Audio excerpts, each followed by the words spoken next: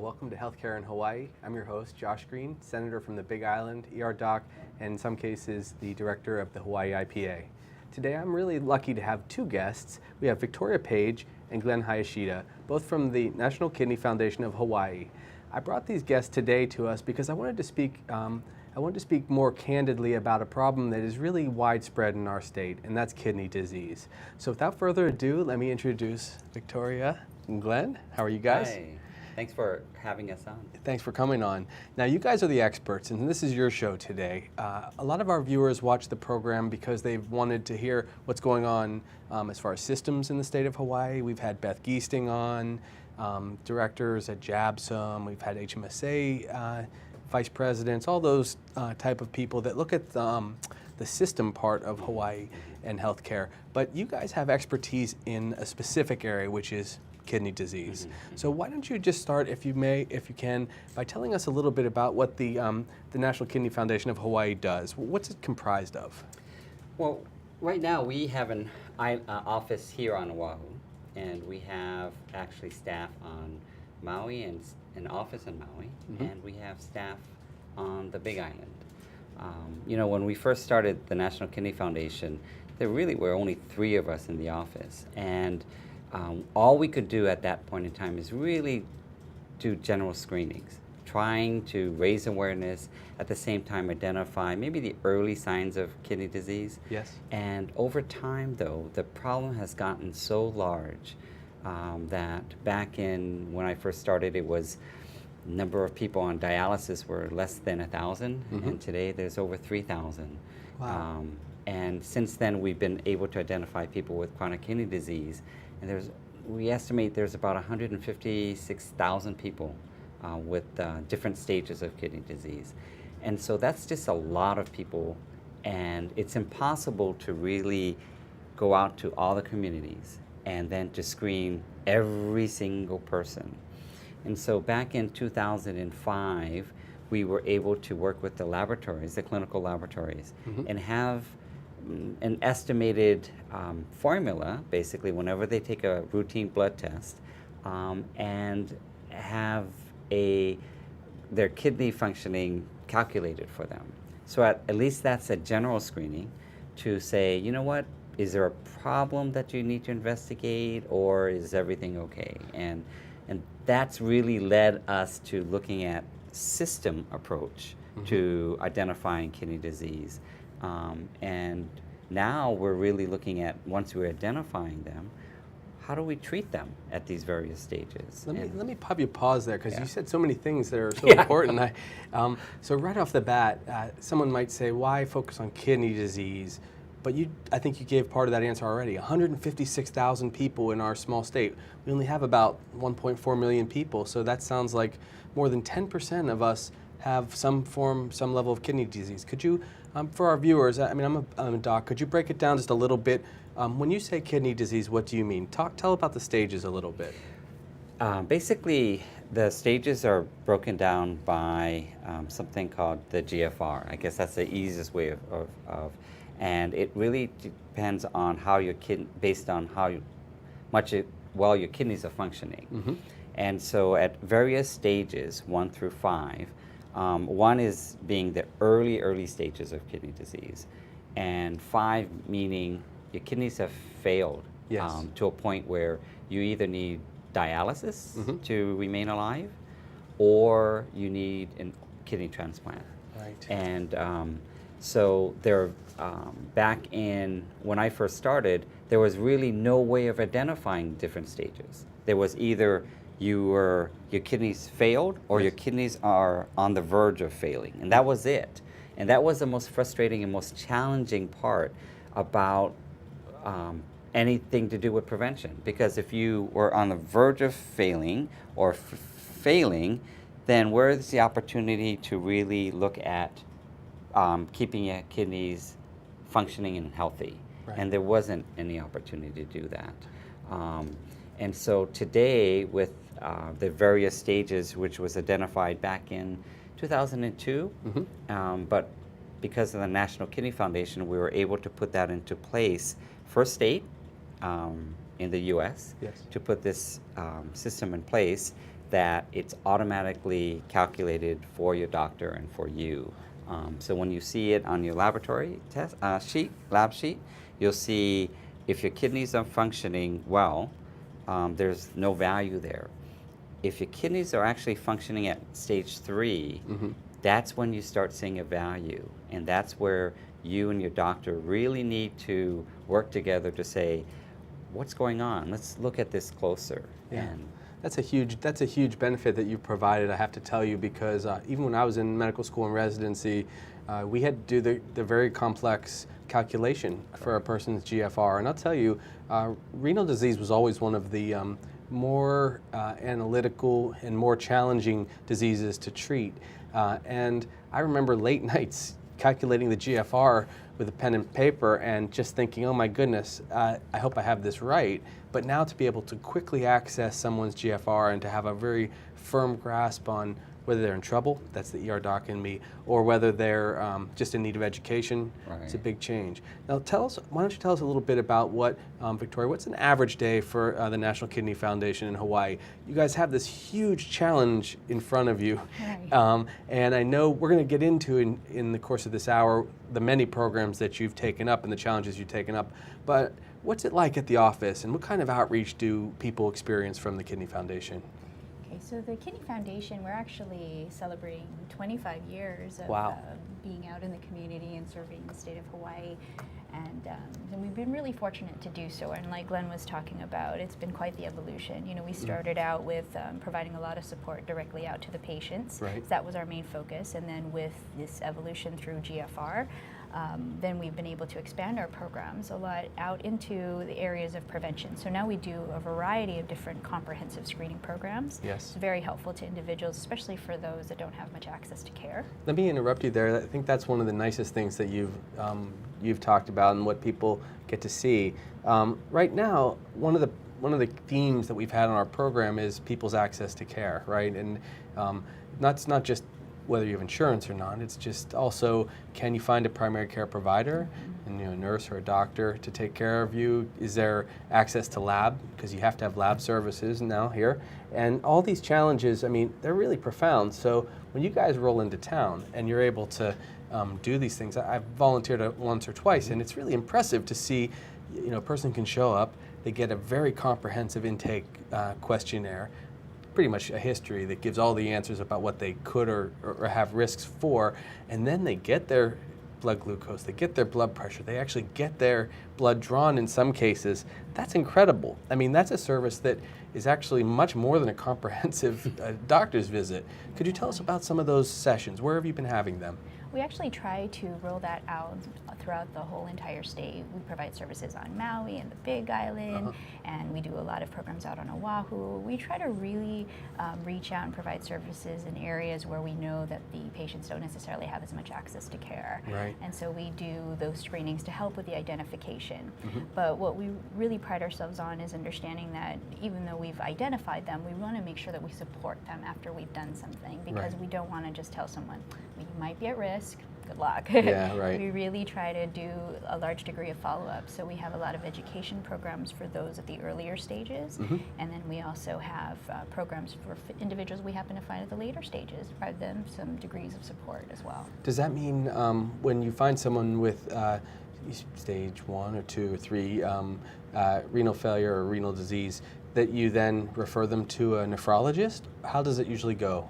For the individuals at the earlier stages, they don't necessarily need a specialist at that particular point. We really want to reserve those services for individuals whose kidneys have Right. failed, Yeah. and that's when we would introduce them to a nephrologist. What we try to do is actually have them work with primary care physicians if they're available, Right. and then we also try to provide them classes and education programs. And in fact, we're moving our programs a little bit further forward to really have the patients be more engaged. So we're rolling in this patient self-engagement component to our programs as well. That's which will make excellent. a big Yeah, difference. I think that in this new universe of healthcare, where we know that there's always a shortage of specialists, that we need to catch things early, and what you're doing seems to be, kind of focused on that. How many screenings are done every year in the state of Hawaii by the Kidney Foundation? We manage to do about 8 a year. We try to space them out and try to reach out to every place that we can, and then we do follow-up programs for each of the screenings that we provide.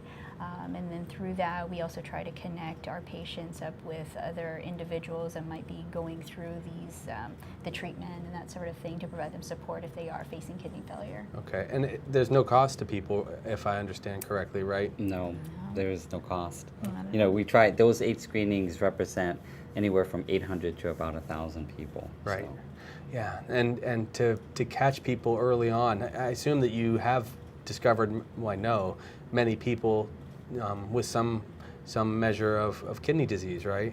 What's it like when you have someone come in and get a screening and you're able to actually help diagnose them with kidney disease? What does that feel like?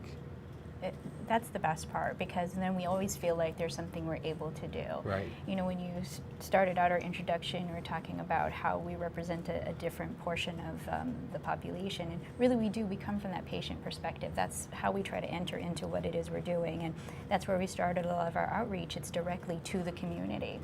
And then we have obviously now expanded a lot of our work to try to reinforce things through the system, so that even when we can't be present, Right. that hopefully we're able to continue on our impact.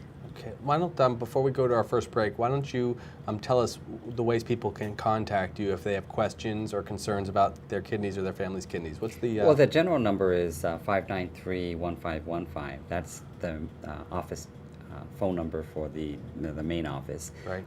The website basically is kidneyhi.org. Okay. So kidneyhihawaii.org. And if they reach out to you, you then tell them when the next training or screening is. Also, there's numerous programs I think that are available. So let's say that one more time, and then they can put that up as a header. Well, they can contact 593-1515, or internet is website is kidneyhi.org. Okay. Well, this is extremely helpful. What we're going to do is we're going to take our first break here in a second, and then when we come back, I think what we'll do is we'll talk a little bit about the actual scope of the disease, how many people by population, what percentage, how we match up with other states, kind of what the what the landscape is here in Hawaii. Great. Sound good? Okay. Well, again, this is Josh Green, your host of Healthcare in Hawaii, and today I'm joined by leadership from the National Kidney Foundation of Hawaii. Thanks for joining us. Hello, I'm Martin Despang, and I'm the host together with the one and only Ali Yamashita, and our show is called Urban Transcendence.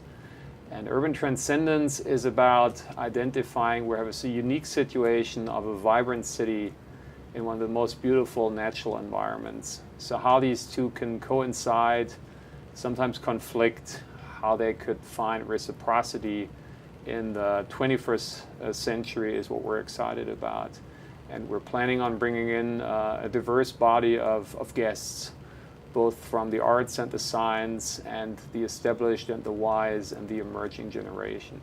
So hope you will join us. We'll always be on Thursdays from 1 to 2 p.m. Thank you. Aloha, welcome back to Healthcare in Hawaii. I'm your host, Josh Green, Senator from the Big Island. Today I'm joined by two friends, Glenn and Victoria, who are executives at the National Kidney Foundation of Hawaii. They're good enough to join us today to talk about what's really a large epidemic in our state, which is kidney disease. It's a complicated disorder where the kidney doesn't filter the toxins in our body as well as it should. And if it gets worse and worse through life, a lot of times because someone has diabetes or someone has high blood pressure, if it happens that way, you might not even know for many, many years that you've got kidney disease. And then if you wake up one day and finally get a screening, or if you haven't been to a primary care doctor for a long time and you become aware that your disease is very advanced, in many cases it's too late to help. But these good people are doing a terrific job with prevention. They sponsor as many as 8 screenings every year across the state of Hawaii. They have a very robust staff that brings lots of volunteers together to give these free screenings. So when you hear about it in your community, bring your friends, bring your family, bring your relatives, get this free screening so that you can be proactive about what's potentially a very big concern. Now, I wanted to turn to you guys and say, first, thank you for doing what you do. It's really terrific. But you've educated me on this issue over the years. Is it correct that it's 1 in 7 of us have some measure of kidney disease? It is. I think on the U.S. mainland, it's more like 1 out of every 9. Okay. But for whatever reason, we don't know exactly why, but it's a disease that affects minority populations. And so if you look at our state, it just as far as the population mix, then you begin to understand why we have a higher incidence of kidney disease here in the state of Hawaii. And that's been a theme on our program. One of the themes has been health disparities, okay? And that's, I think that factors into what you're saying. I don't know if that's the entirety of the explanation, but in a nutshell, the health disparities problem, which you know very well about, but I'll reiterate for our audience, health disparities suggest that some people in society have access to terrific health care and services and whatnot, and then other people have a much more difficult time getting access to services and treatment and screening and prevention. And so that large disparity in the in the middle is what they probably should be able to get, like these people out here on the one hand that get everything, and then these other individuals who can't get access to services plus have a higher incidence of disease. So when you say that 1 in 7 in the state of Hawaii have kidney disease, and then on top of that, we know that if you're in Waianae or Ka'u, it might be very difficult to get a blood test even, to find a primary care provider. I think that becomes a big issue. And God forbid you have to travel to get dialysis all the way from a far rural place. Okay, so 1 in 7. What does that mean to our healthcare system? Who are the individuals that have the highest incidence of kidney disease? Well, if you look at the disproportionate, it's disproportionate in a sense of, if you look at the population mix, the Hawaiian, Polynesian, Pacific Islander population represents really one of the smallest pieces of the pie as far as the population. But when you look at purely at the percentage of the population affected by kidney disease, the Pacific Islander Hawaiian population is the highest. Wow.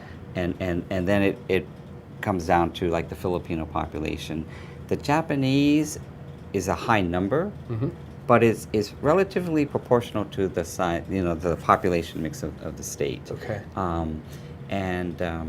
So that's what it kind of looks like. So when you walk into a dialysis facility, you'll see, just a large portion of our minority population in the center. Now let me ask you this, Victoria, is that because there's a higher incidence of like diabetes and high blood pressure that's perhaps not as well managed amongst our minority populations? Or I really shouldn't even say minority, just among those who have ethnicity here that are Polynesian ancestry. Is that what we're seeing? Yeah, so that's the additional problem with kidney disease. It's not really an isolated condition. It actually comes into play with diabetes and cardiovascular disease. Right. And so those are the additional challenges. You rarely ever see someone with just kidney failure or kidney disease. And then coupled with some of the challenges, cultural challenges and barriers to any sort of behavioral modification or the issues related to that, that's, I think, what really impacts the incident rate as a whole. So we have a lot of barriers and challenges facing us when it comes to this condition. I always say that the path to kidney failure is, in Hawaii and nationwide, is diabetes. I mean, that is the biggest challenge. Right. When you have diabetes and cardiovascular disease, hypertension, that's like a perfect formula for kidney failure. Right. But I think we're seeing more and more also, maybe not as well documented, kidney failure as a result of taking Motrin and the weekend warrior who's like, oh, I'm going to take a lot of Advil so I can just do everything. But if they do that always on a regular daily basis, then that really starts affecting your kidneys as well. Yeah, I think anything in excess, right. is the mantra. And of course, if it's excess of diabetes and hypertension, maybe even unrecognized, in addition to those other insults, these chemicals that are legal but sometimes challenging to our system, it becomes a big problem. And you know, what I will tell people as a, you know, as a doc is you can be walking around with early kidney disease and not even know it. Correct. Exactly. And so that's- that's the biggest challenge is that at the earlier stages you don't feel sick, or Right. you can confuse some of the symptoms with, you know, backache, that sort of thing. Right. And so you don't really take action. Yeah. You know, and we're such a invested population. We're always busy out there working, and you know, we forget that we really need to go in and get checked up, and that's when, you know, you're feeling it's asymptomatic, and so you miss it until it's too late. When do you recommend, what are the current recommendations, both just casual and professional, for getting kidney screening? What's a good time in life to get that blood test and to, I guess, to give a urinalysis, see if you have protein? What do you guys recommend? I think it's different for different individuals, quite honestly. I think part of it is because we believe genetics and lifestyle play into this. Right. So, for instance, if you have family history of kidney failure and you have diabetes, history of diabetes, or we recommend you just go see your doctor and get a screen. Almost like, if you don't know, get screened. Right. Because the chances of you having early chronic kidney disease is Yes. much higher than your average person who doesn't have any history of that. And then add on to that one of the higher risk factors, like a certain ethnicity. Yes, If you're exactly. Hawaiian. But basically, having any risk factor is sufficient to go and have the basic test, because the test itself is really nothing, right? We're talking about a urinalysis, maybe a blood count, and then a quick analysis, which you guys have already set up through the laboratory. And we should thank the labs, I guess, because they were good partners. Is that right? They were great partners. You know, Excellent. when we sat down with them and we didn't pay a dime to them, Yes. and they just felt like this is the right thing to do. Right. And, you know, I mean, and, you know, Josh, just like you, I mean, you're as busy as you are. Like you said, you participate in our screenings. When you go to a screening, you see the community just rally together. Yeah. And I think that's in addition to seeing patients or people being identified early on, Yes. but just seeing the community come together. I mean, that is just very, that's such a blessing to us as well. So, Yeah, you do something really quite wonderful when you do that, because my limited experience with it, and I know this is your day-to-day, is that you see nurses coming together and aides and volunteers from the community Right. that just have some connection to the disease, or even just a concern about their community. And it's really, I don't want to say it quite this way, but it's fun actually in a way, because people come together and it's pretty social. You know, you're sitting there and having conversations, and I know some people are, you know, they have their heart racing because they're worried. You know, they've seen a relative or someone suffer from kidney disease, and I think that anyone who has experienced that, where they've had a loved one needing a kidney transplant or needing dialysis, it can be a pretty tough process. And to be able to go and attend one of the screenings and participate, which I would encourage people to do, they should call you and volunteer, because I can't imagine anybody in society that we would turn away as long as they have, you know, some connection to come and do some volunteering or some intake and help. Because I tell you, it seems like our workforce is pretty short for a problem that affects 1 in 7 people, or what's that, about 14% of our population, and it's only going to get worse. On the previous conversation we've had about diabetes, for instance, we know now that diabetes accounts for about $300 billion of healthcare cost in the country, and that's about 10% of the spend. And that is reflected also here in our state. About 10% of all of our expenditures are associated with diabetes. But then if someone gets kidney disease and ends up needing dialysis or needing a transplant, goes up, up, up, and we don't normally have enough people. I only know of 1, maybe 2 nephrologists that cover my whole Big Island, right? it's only really There's one. one that actually lives there. The ones that Right. lives there, Dr. And Lee, then we yes. have to Right. fly out the others from Right. time to time to be able to manage the rest of the population. It's amazing to me, and that's a prevailing theme. You know, this weekend I was on call, and I had a very nice young woman. She came in with a terrible nosebleed, bad. I mean, one of those nosebleeds that just won't stop. And we needed a nose doctor, ear, nose, and throat doctor, and there wasn't one at all on call. You can't really get away with that with kidney disease, because people need their dialysis. Another story I would tell you is when I'm in the ER, I have, knock on wood, she's doing really well, but I have this nice patient, she's about 70 years old, but every Sunday night it was a coin toss, because I'm on call on the weekends, of whether or not she'd be in full heart failure, because if she missed her dialysis appointment on Friday, she was a Monday, Wednesday, Friday individual. Saturday comes, she hasn't had it now since Wednesday. Sunday, I often found her in heart failure in deep trouble, and then we'd have to take her all the way to Hilo.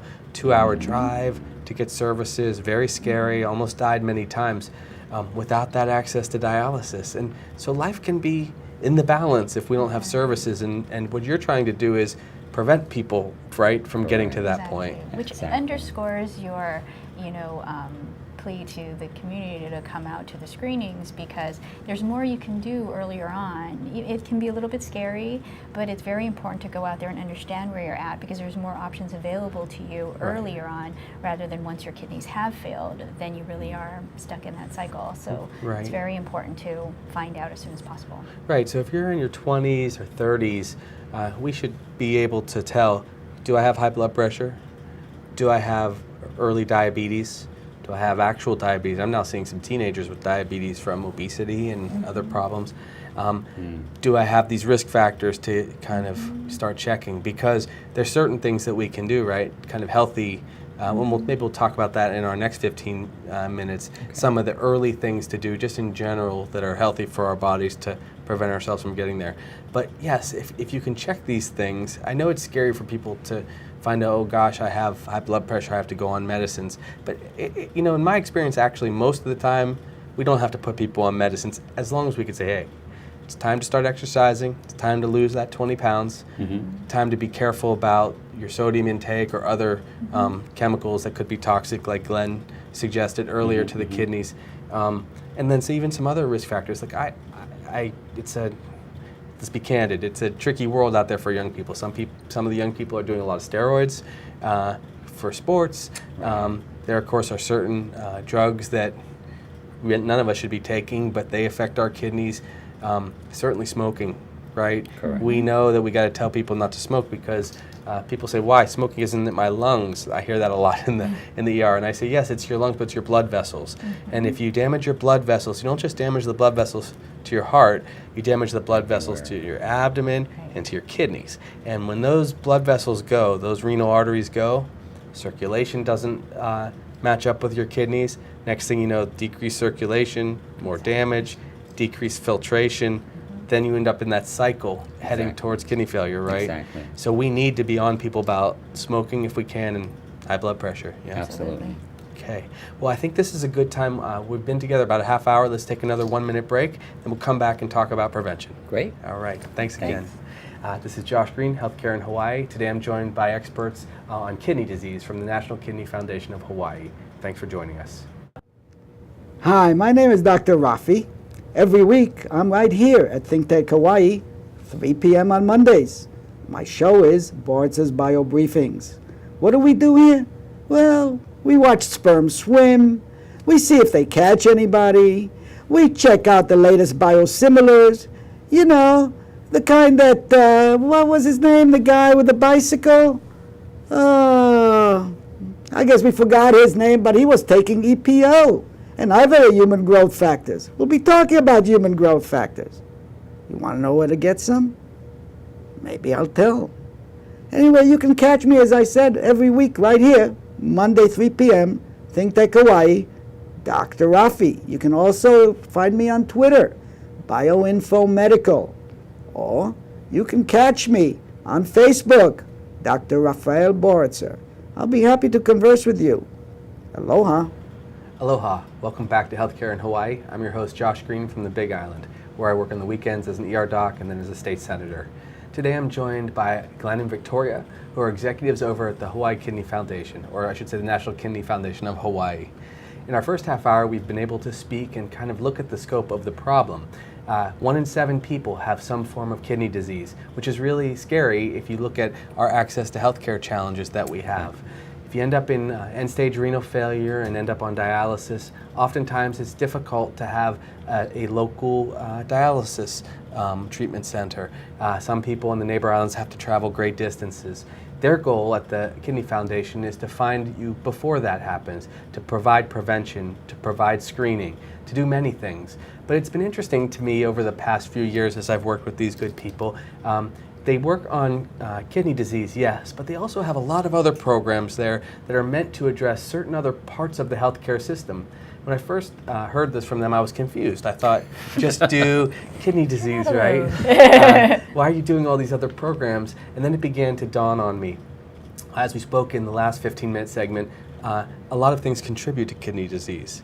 High blood pressure, diabetes, poverty, all of these issues. So, Victoria, why don't we share with our audience a little bit about the many different programs that you guys are engaged in? Yeah, so to briefly recap what we were talking about earlier, we do still do the traditional outreach. We have our screenings and education programs, and we have patient services to support individuals. But what we really recognized over the last few years is that if we didn't expand our approach to try to do something on a systemic level, that it would become very dependent upon us being able to be there. And like you've mentioned, with a lot of our events, we require a lot of volunteers to come out and help us, and we didn't want to limit our reach in that way. So we started to take a look at ways to change the system as a whole. And Glenn talked about much earlier about initiating the automatic reporting of GFR, which measures kidney function.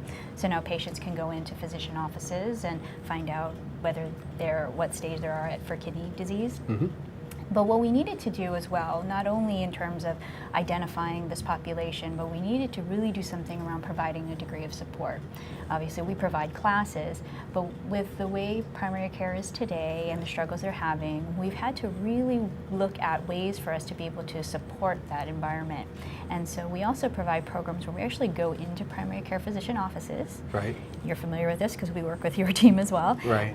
But we go in there and we try to help them with their workflow so that way they can better manage and be able to see even more patients. Right. So increasing access, increasing their capacity around care management, and now with the way that the healthcare climate is shifting, it allows them to take advantage of certain resources that are out there for them to better be able to manage their patient population. And so it seems like a real leap for many people to try to understand where we're at. But really, we're trying to focus around patient-centered care. Yes. And since we've been patient advocates for about 25 years now, it seems to be a very fitting role for us. And so that's the strategy that we've taken. It's very interesting because it's working, for one thing. I've seen your results, and you guys do a very good job. Probably because you've been familiar, like you said, with the healthcare system since before many people were providing care. I mean, look, there are doctors like myself. I got out of medical school 13, 14 years ago, right? So you guys were already kind of in the trenches looking at kidney disease, which is, in many ways, it is a very broad disease because it has to do with the vasculature, the kidneys, of course, the endocrine system, plus all these other social components that contribute to health. So you're, in some ways, perfectly positioned as a coordinating team on a large and prevalent chronic disease. Right. But interesting what you said, though, because what you're saying is by making doctors' offices more efficient and kind of helping them to deal with the healthcare transformation as we've described in the show a bunch of different times in a bunch of different ways, you're making it more possible to have more visits, to have visits that are focused on the right things. You guys must work with electronic medical record systems. We do. Yeah, and these HMSA programs I know you're very familiar with. What's your experience been like? When we were first introduced to this, we were wondering how we would move through this program. But since our first introduction to it, it's actually gone over really well. And what's been most rewarding is not just that we know that now our patients are able to get access to this improved care, we're actually also seeing the providers feel a lot better about being able to provide care in this way. Actually, carrying out the work they had intended to do when they first got into medicine. Right. And so we're really excited about this. Provided them with a degree of relief because it's a lot to take in, all of these changes. And so our staff goes in there and makes it easier to work through and supports them through it. And with so many independent physicians out there, it really does help to have some additional support sort of walking them through. And then we see the patient results. Yeah. So it's just an added bonus for us, you know. Right, yeah, the outcomes for people, for those who are watching, when these guys get involved in people's patient-centered medical homes, we're seeing that the physician's performance is like through the roof, you know, probably about 2 standard deviations better than the norm, which is good because it's a big challenge right now for doctors, I can speak from experience on this one, to deal with the changes that come at the federal level and the local level and the billing and the coding and all of these things. And I think it's somewhat routine for them to get lost in a lot of that kind of mumbo jumbo that is not the traditional aspect of care. And so you're able to bring them back to earth and say, okay, don't forget, if you do this and we implement this program, we can take care of their kidney disease. We can take care of their high blood pressure. We can make sure that they have visits. And also, this is a new age of data, and kidney disease is very data-driven. I mean, you need to know how your kidneys are functioning. It's a numbers game in addition to a clinical game. I remember that. I was very aware of how complicated it is to take care of kidney disease from my early experiences, and how many of actually the very smartest docs and nurses that we had working on kidney disease were nephrologists. I mean, the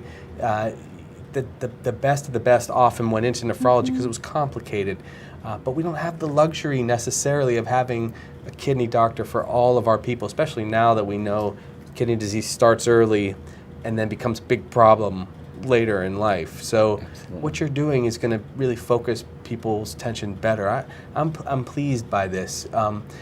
And I suppose also one of the upsides is that since you're in their office, you can re-emphasize kidney disease. Is that right? Exactly. Now we've built up a relationship. Rather than just setting the expectation for them to do something, we're actually going to support them, put them into a place where they can actually provide support to the patient, and like you were mentioning with a nephrologist, help to smooth out that transition so that by the time the patient, if they do need to get to a nephrologist, they're in a different place and the communication can hopefully be better. And we utilize the technologies that are available to help facilitate that communication and also to track the outcome so that we understand where the patients are going and that we can communicate the information properly.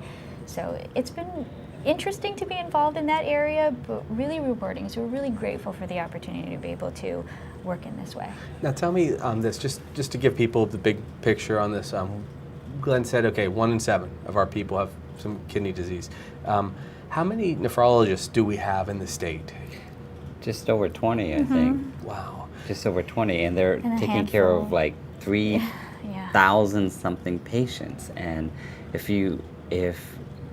we have an opportunity to travel, Yes. and so when we tell other nephrologists the patient load, their blown eyes open away. wide. Wow. They just can't believe that so few physicians are taking care of that many patients. And like you said earlier, a patient that's in a dire state with their kidney disease, they also often, if not always, have comorbidities, which is the word we use for diabetes and heart disease or vascular disease or maybe malignancy, a cancer of some sort. So a lot of times they're a little bit older, so they have just regular risk for many other things too. So I've noticed over the years that the doctors, the nephrologists themselves often are treating people in the intensive care unit with really severe, complicated problems, often in emergency settings too, and so it's a big challenge. Okay, so we have about 20 nephrologists. How many dialysis centers are there statewide? Ooh, Yeah. lost track. Exactly. Well, and the challenge is, even if you build up the number of dialysis facilities, it's really challenging to get enough patients through and provide the proper management. And so, it's a real challenge. And the worst part of it, this is a piece I think that your viewers are really interested in, is that it's so costly at the Yeah. end stage. And so really the focus that we're trying to put out there is that we want to shift those resources from having to be spent all out at that end stage and really refocused into a place where people can maintain a better quality of life. Right. We're extremely grateful that there is such a thing as dialysis, but it's very challenging. And so we do have facilities throughout the state, but it's just not that easy. Yeah, it's not easy, and it, we heard very eloquent speeches at the launch of the new campaign, which we're going to come to in our last 5 minutes today. But for people to say, yes, dialysis was life-sustaining for me. I have an aunt right now, by the way, who I call her an aunt. She's really my godmother, and she's the most wonderful person. Professor of Russian literature and Russian language out in Virginia. Had a lifetime of challenges with high blood pressure. Wasn't obese, didn't have diabetes, but very tough time with her blood pressure, and she ended up with renal failure, and she'll probably pass soon. But I'll tell you, it is a tough challenge for people to change their lifestyle. This is a very active person, teacher of the year, year after year after year in Virginia, and to adjust to that lifestyle, which you can do. And of course, you can get on the transplant list and can get lucky and move on, move forward. But it's still going to impact your life. And so, again, I think we should make sure that everyone knows our focus is know what your blood pressure is, know whether or not you have diabetes. Know that smoking is the wrong thing for anybody, but especially if you have any of these risk factors. Know that ethnicity does factor into it and genetics. Get these services before so that you don't end up in a situation where the dialysis can, in some ways, impact your life very greatly. You were going to... Very, very much. I mean, what we haven't talked about it, but it is going to our dialysis facility 3 times a week Yes. and sitting down in a chair, basically sitting for 4 hours at a time. So it is very impacting, impacts your life. I can't say your anywhere for lifestyle. 15 minutes at a time, so it, Exactly. it's a big problem. What about transplant, Glenn? Tell us a little bit about what the transplant options are here in the state of Hawaii. There are about 400 people on the transplant list. It hasn't grown all that much as far as it seems to kind of stay about that for the last, I don't know, three years or so. Yes. But what's driving that? If you look at the number of people, 400 people, 90% of them actually, over 90% of them actually need a kidney. Okay. So kidney failure is driving that transplant list. Okay. And so once again, these individuals, if we had caught it earlier, they wouldn't have reached stage 5 Correct. kidney disease. They wouldn't have ended up on the list and needed the transplant. And Correct. we had a gentleman the other day at our lunch where I guess he was able to say, yes, I found somebody miraculously that donated a kidney, but that's not the normal story. The normal story is you have to wait a long time, and some people pass, right? Absolutely. Yeah. Yeah, so I think one of the reasons why, if you look at the total picture, why that list hasn't grown more than it has is because the impact of living donors. Yes. So people are stepping forward to say, you know what, I only need 1 kidney Right. to survive. And of course, it has to be a very healthy kidney. But they are stepping forward, they are willing to donate, and that's really driving that list, keeping that list from growing even more. A friend of my family, this is quite an amazing story. A young lady, she had type 1 diabetes, so they found out that she had diabetes when she was 3 years old, ended up with renal failure, and she ended up having 2 transplants, but the second one, she's now healthy, 52 years old, been a tough life, super smart. She had her second transplant from her husband, of all people. Amazingly, they ended up as matches, and they're doing great. He's a terrific athlete. They have a beautiful daughter who's off at Barnard College, and she's doing well. But it has been a very tough go, and I think what our message to people is, of course, there's certain things in life you just can't. Right. You just get a tough break sometimes, or we all have challenges, each in our own way. But the things that we can avoid, tobacco use, avoid a lack of health literacy, go to a screening, or go to your primary care doc. You can get a good screening there. Know what your blood sugar is, know what your blood pressure is, know that you shouldn't be a smoker, and know about the few things in kind of in our midst that beat up on our kidneys a little bit extra, and you very likely will avoid needing dialysis or a kidney transplant. Absolutely. I think we can take control over healthcare and health status, and that's a message I think that you're driving, because so many times we go out, and especially, let's say, people on the Leeward Coast, Yes. their aunties, their uncles, the grandma, they're all on dialysis, and so there's this sense of, because they have it, I'm just going to get it. And so there's no attempt to really improve the diet or the lifestyle because they just feel like it's going to happen to me anyway. Yeah, well, that's going to be our job. We got to. So we're going to turn that on its head, and we're going to make sure everyone's aware of the risk factors. But in this generation, we can prevent this disease. So let's take our third break here. I'm Josh Green, Healthcare in Hawaii, and when we come back, we'll have a short session where we talk about my two guests' vision for good kidneys in the state of Hawaii. Thanks for joining us. I'm Hong Jiang, host for Asia in Review on Tuesdays. And I'm David Day, host for Asian Review on Thursdays. Both of us broadcast our respective shows at 4 p.m. And my topics tend to deal with questions related to environment, culture, history, and sometimes human rights. And my shows tend to be on international business, foreign policy, geopolitics, and national security. And you can watch our shows live on the ThinkTech website at thinktechhawaii.com. And you can also watch us on YouTube or Olalo. So come join us on Thursdays at 4 p.m. I'm David Day. And on Tuesdays at 4 p.m., I'm Hong Jiang. Aloha. Aloha. Aloha, welcome back to Healthcare in Hawaii. I'm your host, Josh Green. Today I'm joined by executives from the National Kidney Foundation of Hawaii, Glenn Hayashida and Victoria Page. They've been good enough to share with us their experience in the state of Hawaii, where 1 out of every 7 of us have some degree of kidney disease.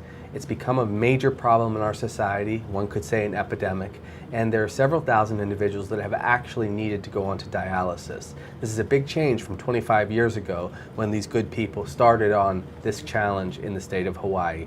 It's now a national challenge with many billions of dollars devoted to care for those who have damage to their kidneys. We've talked about the challenges that blood pressure, diabetes, and bad diet present, but now I wanted to turn to them and ask them what's their vision for the state of Hawaii and kidney disease. How can we help? How can we all engage? What's the answer? You know, first I wanted to thank the community for supporting the National Kidney Foundation of Hawaii. I think a lot of people know kidney cards, and they've donated their car to the Kidney Foundation. Everywhere I go, they said, I've donated my car, and we're so thankful. I mean, we're very much appreciate it. It's really has fueled the growth of the National Kidney Foundation and allowed us to do all the things that you've said. Yes. As far as the future is concerned, you know, one of the things that we've always said is don't live for dialysis. Dialysis is a way to live, survive, basically. And so many times when you walk in a dialysis center, the whole life is really evolves around the dialysis center itself. And we really feel there's an opportunity to work with those patients and all the prevention efforts that you talk about, and knowing that there's future growth on the west side of Oahu, that we want to build a facility that helps people learn about what they can do in terms of making these lifestyle changes. So for instance, one of the programs that we have is we actually go shopping with the patients and help read labels and things, but we don't teach them how to cook. And if we had a facility where we could actually bring in experts to teach them how to cook these foods so that it may taste better, Yes. so that what kind of foods to actually buy, how to prepare them, and so more hands-on, getting involved in their life so that they can take this knowledge and just visualize, like this cook kitchen, and being able to then go home and say, I can do that. I saw them make this meal, and just actually do it. And with the support of people from the community. And that's just one of many things that we see as far as possibilities. Right now, whenever we have educational programs and we need a larger facility, we have to always go out and try to find a room that's large enough. And if we had a facility of our own, that wouldn't even be a problem. We could and we wouldn't have to worry about, okay, we have to limit it to 10 people or to 5 people.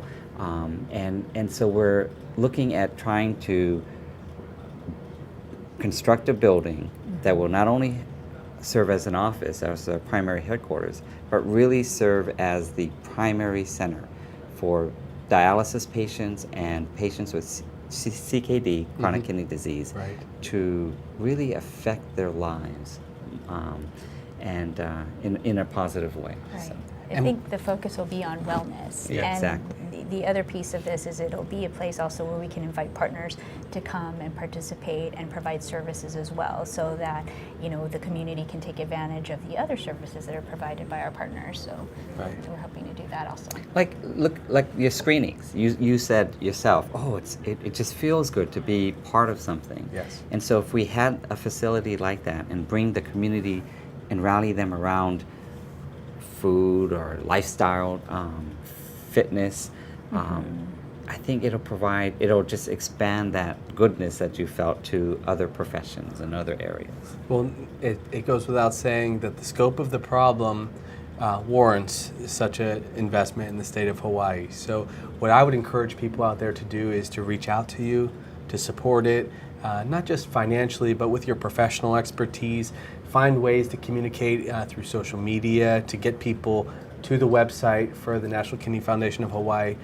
Contact Glenn, contact Victoria, contact me if you need, and I'm glad always to pass on a message, because if we don't together take on these challenges, they're probably going to be just too large for any one small pod of individuals to handle. So I thank you for bringing this problem to the fore.